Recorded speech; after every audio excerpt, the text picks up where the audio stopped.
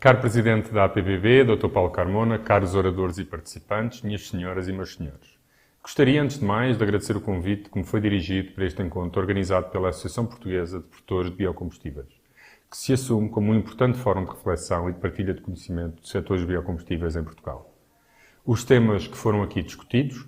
hoje, o estado atual do setor dos biocombustíveis, as suas perspectivas de desenvolvimento, os desafios europeus e nacionais que se lhe colocam e irão colocar na próxima década, assumem na atualidade uma importância acrescida, uma vez que decorrem os trabalhos de transposição da Diretiva Europeia relativa à promoção da utilização de energias de fontes renováveis designada por RED II.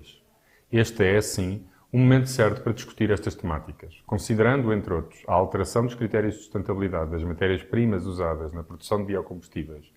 bem como das formas de cálculo e do seu contributo para as metas nacionais que a RED II preconiza e que se refletirá na organização e funcionamento do setor e nos ambiciosos objetivos já assumidos por Portugal no seu roteiro para a neutralidade carbónica 2050 e também no Plano Nacional de Energia e Clima para 2030.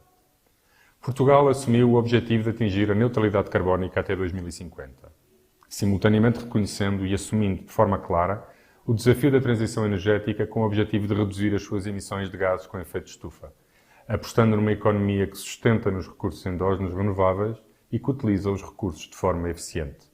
A descarbonização e a transição energética devem ser encarados como desígnios mobilizadores de toda a sociedade portuguesa. O nosso PNEC 2030 reforça, de forma realista, a ambição do passado e posiciona Portugal na trajetória que dará resposta a este desafio verdadeiramente transformador da nossa economia e da nossa sociedade, a de atingir a neutralidade carbónica em 2050. Este é um esforço que não é português ou europeu, é um esforço da nossa espécie e de todo o mundo, ou não fosse este um desafio crítico para a sobrevivência da humanidade no planeta. A estratégia de Portugal para o Horizonte 2030 assenta numa combinação de diversas opções de políticas, bem como diversas opções tecnológicas. O caminho para uma economia neutra em carbono exige uma ação conjunta em diferentes áreas estratégicas, como, por exemplo, a prioridade transversal à eficiência energética, o reforço e diversificação de fontes de energia exclusivamente renováveis,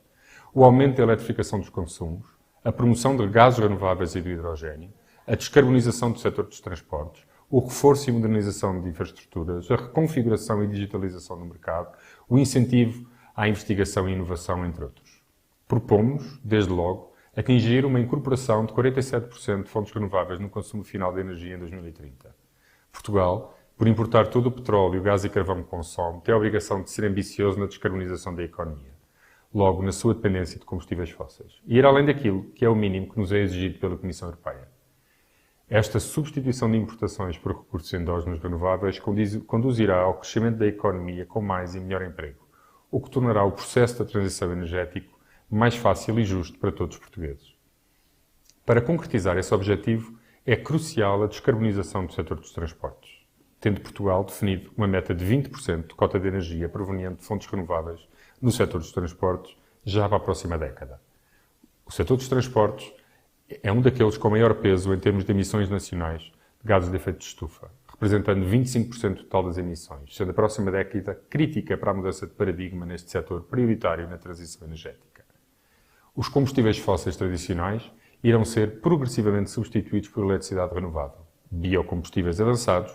hidrogênio verde e combustíveis sintéticos derivados, obtendo-se ganhos ambientais e de eficiência muito significativos. Os biocombustíveis avançados, o hidrogênio verde e os combustíveis sintéticos derivados são uma solução alternativa e complementar à mobilidade elétrica, em particular para os setores de transporte rodoviário pesado de mercadorias de longa distância e na ferrovia, transporte pesado rodoviário e ferroviário de passageiros, aqui sobretudo o hidrogênio, ou sintéticos a partir de hidrogênio. No caso dos biocombustíveis avançados, é importante salientar que Portugal já dispõe de uma indústria de biocombustíveis significativa e das infraestruturas para os veicular. A correta e atempada transposição da RED II, no que concerne às matérias dos biocombustíveis, desempenhará um importante papel na garantia do cumprimento das metas com que Portugal se comprometeu, em especial na definição de metas de incorporação de biocombustíveis, maiormente dos avançados, para a década 21-30. A RED II determina um aumento do contributo dos biocombustíveis avançados, 3,5% até 2030, e uma diminuição dos biocombustíveis convencionais, que nos termos da RED II significa que a cota de biocombustíveis, dos biolíquidos e dos combustíveis biomássicos produzidos a partir de culturas alimentares para consumo humano ou animal com elevado risco de alteração indireta do uso do solo deve, até dia 31 de dezembro de 2030, decrescer gradualmente até chegar a zero. A RED 2 prevê ainda que a cota dos biocombustíveis produzidos a partir dos óleos alimentares usados e gorduras animais deve ser limitada a 1,7% do teor energético dos combustíveis para transportes destinados ao consumo ou utilização no mercado. Tal disposição, a qual poderá ser excepcionada por decisão nacional,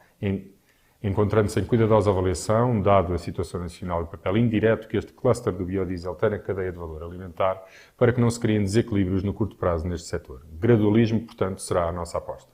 O governo português está ciente das oportunidades, mas igualmente dos desafios que a diretiva europeia coloca ao setor dos biocombustíveis e está empenhado no governo aberto, no diálogo aberto, na procura de melhores soluções e no apoio necessário para o desenvolvimento da fileira dos biocombustíveis avançados no nosso país.